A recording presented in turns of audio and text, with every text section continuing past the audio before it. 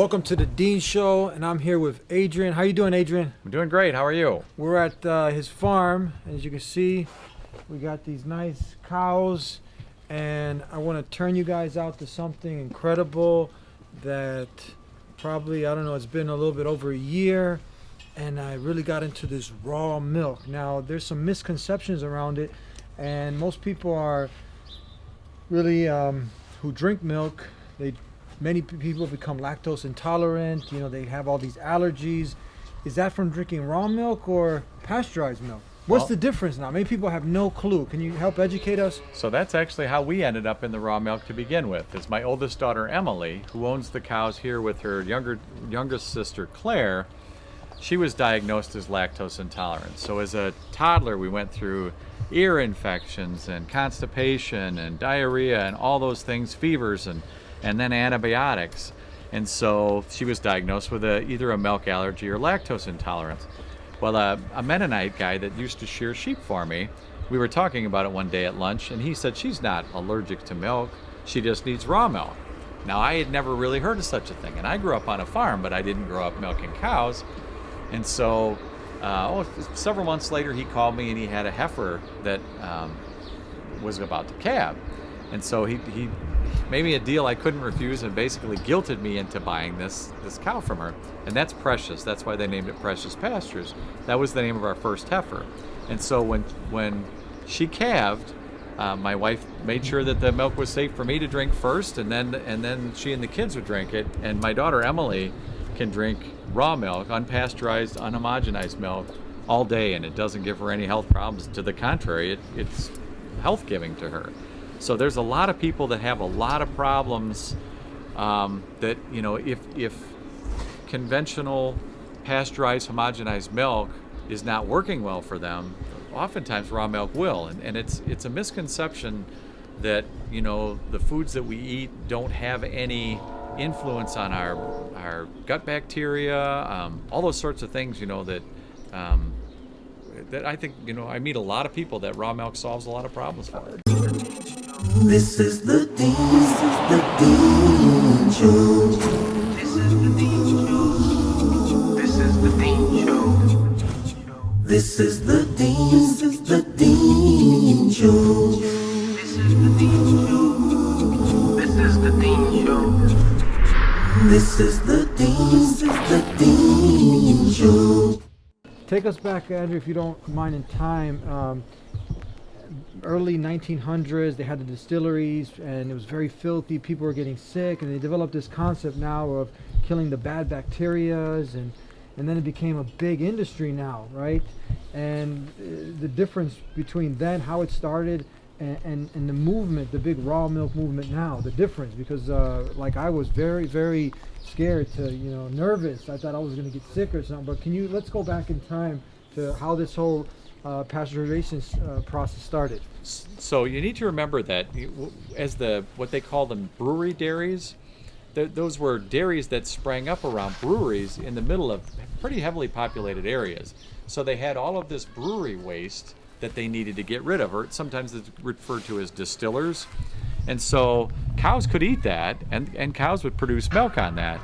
But cows, you know, for the first 9,000, 10,000 years, however long the cows have been domesticated, depending on what culture you're from, they'd never eaten distilled grains. You know, that wasn't something the cows had ever eaten. So they were filthy conditions. The cows were not healthy. You need to remember then they also didn't have stainless steel. They didn't have, you know, bulk tank refrigeration. They didn't have cleanliness, and so all of those things. You can certainly, in unhygienic conditions with any sort of a food product, you can certainly have problems. But those had inherent problems that, you know, once you got away from any unhealth in the cows, then you certainly got healthier milk. I mean, it's, you know, so tuberculosis in cows was a real thing. I mean, there are diseases that you have to watch out for in animals. And so you can influence that on the health of the animals, but you can also just through good husbandry, you know, and cleanliness and carefulness and refrigeration and stainless steel and all the sort of things that we have now that they didn't have then. But I would also argue, You know, when all of the Midwest farm people went off to fight in World War I, you know, these were some of the healthiest people on earth. You know, there was a reason, you know, why they were, you know, so inherently healthy.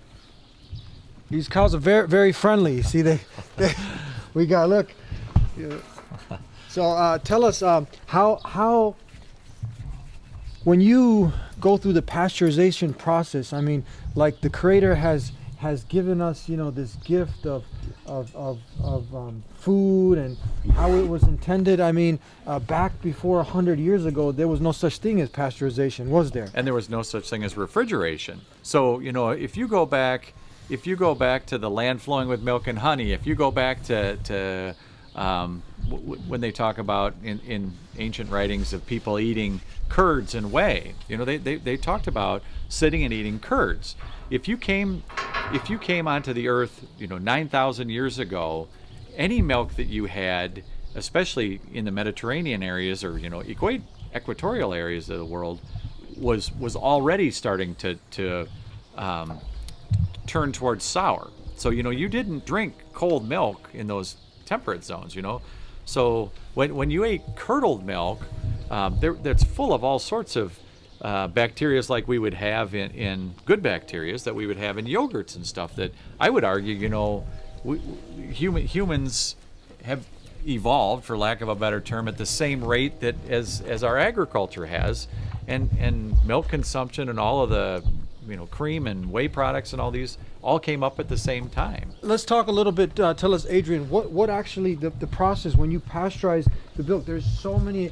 I mean, we can safely say that. I mean, milk is like a superfood. You may get so many nutrients and vitamins and minerals and proteins. When you pasteurize it, do you destroy all that? What happens in the process? Well, you can destroy them, or you can make them way less digestible. You know, the easiest milk to digest is, if you're going to drink milk, is actually warmed milk that hasn't even been chilled yet. But then you can also clabber it. There are people that clabber it that never refrigerate it. So it's kind of going towards kefir, going towards yogurt. But pasteurizing and homogenizing, they're both, you know, pretty harsh processes on a pretty delicate product. So, you know, all of the good bacteria, all the probiotics, all the things that, you know, we as mammals and the mammals that we, you know, milk, you know, you need all of those available fats and proteins and all those things that, you know, I would argue that the homogenization is really bad for the fat part, in that you get particles that are small enough to cause all sorts of gut problems. You know, it's my opinion that, you know, these diverticulitis problems, the Crohn's problems, and all these are at least exacerbated by pasteurized, homogenized milk. But also all the other things in our diet that are, you know, processed to take the goodness that, you know, 9,000 or 10,000 years of human evolution, you know, gut bacteria, all those sorts of things that we're missing out on. So all of a sudden we're having to add probiotics back into our diet, or we're on antibiotics all the time. And you know, I would argue the same thing would take place in, you know, other young mammals that, you know, if they didn't have access to raw milk as well. So isn't there enzymes also in the milk that help you digest it? Certainly, you know, if you take my test for people would be to find yourself some raw milk, put it in a glass on a counter, put a paper towel over it, but don't seal it so that it goes anaerobic, and take conventional pasteurized homogenized milk, set it next to the thing the same way. Your raw milk in several days will clabber, but you could mix it back up, and I've done this, you know, in 2 weeks, unrefrigerated, and it'll curd, and it's still tasty and digestible. Your pasteurized homogenized milk will rot. It'll putrefy, because the enzymes that are in there that have been in there all along, they were put there in the beginning to make, you know, a milk a movable thing that we could take with us, you know, 9,000 years ago, before refrigeration and before, you know, if you think about it, pasteurization was available 9,000 years ago, right? You could have heated milk. It could have been done, but they didn't do it because you didn't have a system where you had to have milk that would last for days or weeks or months, you know, and you ate as fresh a food as you could, and that's how it was. Now let me talk about another point. If you take some of these cows that don't see the light of day, they're being fed foods that they're not made to eat, you know, corn and grains, and then they get sick, and then you got to pump them on antibiotics. And if you drink that milk needs to be pasteurized, right? That'll get you sick if you drink it. But I mean, the way that God Almighty intended for these animals that are humanely treated, that are out, you know, eating what God intended them for to eat in a good, clean environment like you have here. I mean, that's the kind of the milk that's safe. Oh, absolutely. To drink. Can you talk about the difference? Oh, certainly. There are so cows that are milked specifically. These dairy cows, many of them don't see the light of day, do right, they? and they never have grass, and they don't eat much forage. So a cow, if you watch these cows, if they're not eating or resting, or in this case, they're kind of excited to see people, but when they're ruminating, they're adjusting their body pH. So a cow with a good-sized cow will have like a 50-gallon rumen. So that's meant to have roughage. I mean, the whole idea is they've got a 4-chambered stomach. They're a ruminant. And so that actually buffers their system. So a cow like that has so much good bacteria on them that the bad bacteria can never get a foothold and really take over. But a cow, so we've taken cattle, and everybody's heard of mad cow disease and that sort of thing. Well, those are functions of what we feed cows. So, you know, cows, herbivores in general, would never eat each other, right? There's omnivores. There are, you know, we're omnivores, but there, you know, there are animals that we eat that are omnivores that would eat other meat. Cows won't do that, but we force them into that situation because of cheap nutrition. So when they render dead animals and feed them, you know, whether it's to cattle or sheep or that sort of thing, you know, you're creating a situation that's unnatural, has never occurred, you know, in 10,000 years of agriculture, and it's definitely probably, you know, never meant to happen. Misconceptions about Islam. Number 2, Muslim women are oppressed. One of the most disturbing misconceptions is the negative portrayal of women in Islam. Namely, that Islam degrades and oppresses women. This misconception is due to the negative culture and traditions that people all over the world still hold on to. Unfortunately, these traditions sometimes overshadow the Islamic teaching, and people from the outside believe that the traditions and Islam are the same when in reality, they are not. For example, women in pre-Islamic Arabia had almost no rights. They were viewed as objects and were constantly humiliated. Their purpose was nothing more than to obey men and have children for him. When a female baby was born, it was considered a disgrace to the family, and they were often buried alive. Islam brought positive change to Arabia. People who embraced Islam had to let go of these harmful cultural practices, and women were finally given the rights and respect that they deserved. For every male convert to Islam today, 4 females convert to the religion. Nobody will convert to religion that oppresses them. The truth is that Islam provides women with the rights they deserve to be successful in this world and the next. Number 1, Muslims are terrorists and extremists. This is by far the biggest misconception of Islam, given unfairly by stereotyping and the public image that the media gives. Has anyone else noticed how when a specific group of people attack another group of people, it is labeled as a hate crime? But when a Muslim opens fire on anybody, it is quickly regarded as terrorism.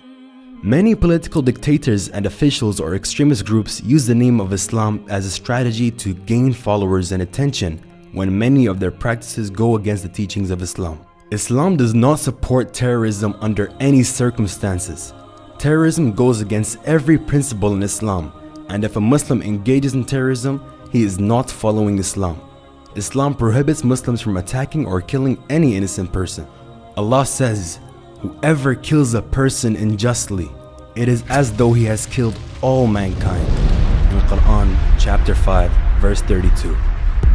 Tell us one more thing. Big business. I mean, after everything, the whole process got started, we see that this is actually bad for business, that the raw movement starts to grow, but it is growing. People are awakening and seeing that this is not how the Creator intended it, for it to be pasteurized and you kill all the good stuff in there, but raw milk, the way that it was for us, that's the way we want it. And there's a movement now, right? Well, I hope there's a movement. It's my argument has been, and I've talked to every politician I could find in the state of Illinois and all the health department people I could find. But the trouble with an issue like raw milk is you're small farmers, and you're only essentially dealing with people who really seek out their own food, so who take that responsibility. The difficulty on this issue in Illinois has been we have a two-party system in our government, and one party loves big business and the other party loves big government, and neither of them love individuals, supplying a public with something that they want, but without an in-between. Like, I meet the most fascinating people, the best educated people, the most self-aware people that you'd ever meet selling raw milk. It's been an epiphany for me that and the difficulty is that people that are the most passionate about what they eat and what they put in their body have the most trouble getting the government to acquiesce to let them do that, and that's a big frustration for me. It's a huge. I'm a fifth generation Illinois farmer, and my daughters would love to keep their cows and continue to do this, but it's kind of a race to see who wins out, I guess. Here with Adrian. Tell us, if people want to visit you, your daughter's website, how can could they come out and see you here at the farm? So unfortunately, according to my wife, we milk cows twice a day, every day. So the farm is at 387 South Malta Road in Rochelle, Illinois. I would ask you to call ahead, and then also visit my daughter's website. It's preciouspastures.com. Precious, again, was the old original cow, and she was just a pearl of an animal. Just a joy to have around. So thank you. Thank you, sir. Thank you very much. Subscribe right now.